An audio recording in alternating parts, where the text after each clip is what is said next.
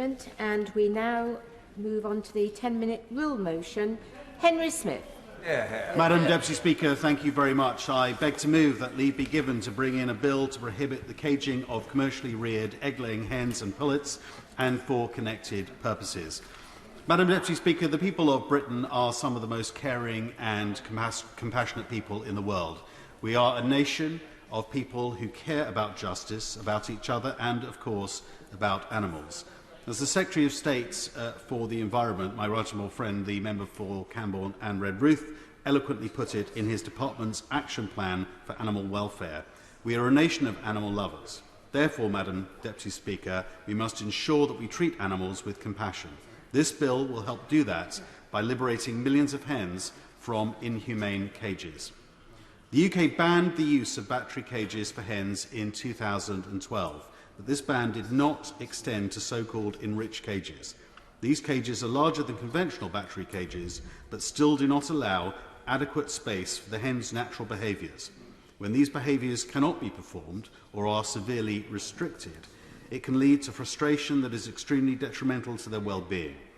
This is why enriched cages have been condemned by animal welfare bodies, and, for example, the RSPCA wrote a piece with several organisations which stated, and I quote, "It is clear that such modified cages fail to properly meet the hen's physical or behavioural needs, severely restricts many important physical activities, including running, flying and wing flapping, and do not permit unrestrained perching or dust bathing. The severe restrictions of the hen's ability to exercise is likely to lead to frustration, bone weakness, osteoporosis, and are clear indicators of poor welfare." Madam Deputy Speaker, studies show that hens have a high level of intelligence, social and verbal complexity. They have individual personalities and have been shown to experience empathy when hearing the calls of their chicks. Yet, despite this complexity and evident sentience, countless hens continue to languish in cramped cages, which make it near impossible to express their natural behaviours and which causes extreme suffering. One such hen, Beatrice, was just a few days old when she was put into a cage. With every day she spent there, she became more and more frail. She lost most of her feathers, became underweight, and her bones grew brittle. For 2 years she woke up to the same noisy, crowded misery. Luckily, Beatrice was rescued by a kind individual, but millions of hens around the world remain in cages which severely impact their welfare.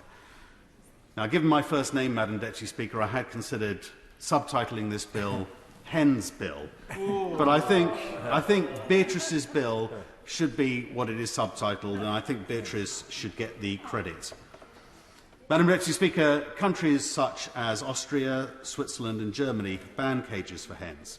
On the 8th of June 2021, Nevada became the 9th US state to ban the use of cages for laying hens, and just 2 weeks ago, the EU committed to phasing out cages for animals by 2027. Therefore, this bill is key to the UK claiming its place at the forefront of animal welfare standards and ending the unnecessary suffering of millions of hens like Beatrice.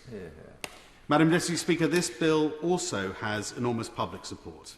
According to a report published by the Conservative Animal Welfare Foundation in 2020, 76% of consumers want banning cages to be a priority. Also last year, Compassion in World Farming published a poll carried out by YouGov, which found that 88% of the British public believe using cages in farming is cruel to animals, and a petition on their website calling for cages to be banned in the UK currently has around 600,000 signatures. In addition to having public support, most major retailers and egg producers are also in favour of going cage-free. All leading supermarkets, such as Tesco's, Asda, Aldi, Co-op and Lidl, are committed to only selling cage-free shell eggs by 2025. This not only applies to their own brand shell eggs, but all shell eggs sold in stores. Marks & Spencer, Waitrose and Sainsbury's are already 100% free range for shell eggs. Many major companies in the restaurant, manufacturing and catering sectors also have public commitments to transition to 100% cage-free egg use by 2025. Several leading restaurant chains such as Pizza Express, Nando's and Pret A Manger have already sourced only cage-free eggs, with over three-quarters of the sector now committed to doing so. All of these commitments apply to both shell and ingredient eggs. Egg packers are also overwhelmingly moving towards a cage-free future. According to research by the Humane League UK, 71% of egg packers are either cage-free, publicly committed to being cage-free by 2025, or have publicly stated their intention to become a cage-free operation. Unfortunately, despite this industry support, 38% of eggs in the UK still come from cages. This equates to approximately 16 million laying hens a year. Even with corporate cage-free commitments, the Humane League UK estimates that up to 8 million laying hens will annually remain in cages across the country, and they anticipate that cage eggs will still be sold in a number of sectors where it is either unclear where the ingredients come from or where organisations have not signed up to cage-free commitments, as is the case with many major pet food companies, wholesalers or single-location restaurants. Therefore, without this bill, hens will continue to suffer on an enormous scale. Madam Deputy Speaker, several major companies such as Nestlé, headquartered in my constituency, Greggs and Premier Foods are now calling for the backing of legislation to ensure that no eggs come from cage hens. For example, Nestlé stated that, and I quote, "Farm animals deserve decent welfare standards. Nestlé supports the phasing out of a cage system for all egg-laying hens, building on industry efforts to date. We're proud to source 100% of cage eggs cage-free eggs for all of our food products in the UK." Similarly, the President of Kraft Heinz Northern Europe said, "We're proud to have committed to ending the use of cages for laying hens in our supply chain. It's now time for policymakers to follow suit so that all laying hens are spared this suffering." Building on this message, the Sustainable Restaurant Association stated, and I quote, "It recognises the progress that the industry, including many of the 12,000 restaurant sites that we work with, have made in moving away from sourcing caged eggs. But the reality is that this cruel method of production will only cease when government enacts legislation." Madam Deputy Speaker, moving towards a cage-free future for hens is a goal which has widespread parliamentary support across this House. Combined with the government's stated commitment of animal welfare and to review policy around cages, this near total public, private and parliamentary support is represented. Madam Deputy Speaker, there will of course be some upfront costs associated with moving away from cages and towards systems that better safeguard animal welfare standards. Farmers will need the support of government to transition in the beginning, and that's why I'm proud of the 2019 Conservative Party manifesto explicitly stating our commitment to support farmers to work in a way that safeguards high standards of animal welfare. In March of last year, the government elaborated on this by stating that we are developing publicly funded schemes for English farmers to provide public goods, including animal welfare enhancements. To conclude, Madam Deputy Speaker, I congratulate the government on the many steps it is taking to promote animal welfare. I am proud that my party is leading the way on a range of new laws, such as the Animal Welfare Sentencing Act, the Animal Sentience Bill and the Kept Animals Bill. Yeah. These laws will introduce profound changes that will positively impact the lives of countless numbers of vulnerable animals. The purpose of this bill is to continue this great work through a ban on cages for hens in the UK.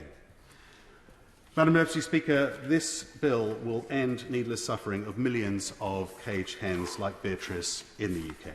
It is economically viable and it will bring our laws into line with the strength of public feeling about this issue. It will also prevent companies from being undercut by businesses with lower animal welfare standards and help confirm Britain's position as a world leader in animal welfare. Again, as my right honourable friend, the member for Camborne on Redruth, the Environment Secretary, said, the way we treat animals reflects our values and the kind of people we are. Madam Deputy Speaker, I couldn't agree more, and that is why I urge the government and this House to support this bill. Thank you. The question is that the honourable member have leave to bring in the bill. As many as are of that opinion say aye. Aye. Of the contrary, no. I think the ayes have it. The ayes have it. Who will prepare and bring in the bill? Sir David Amis, Sir Roger Gale, Dr Lisa Cameron, Caroline Lucas, Christian Wakeford, John Barron, Rosie Cooper, Giles Watling, Tracy Crouch, and myself, Madam Deputy Speaker.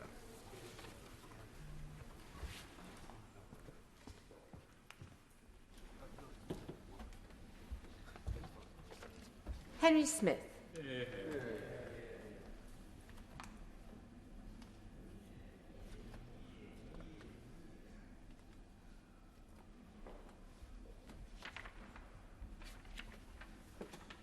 Hen Caging Prohibition Bill.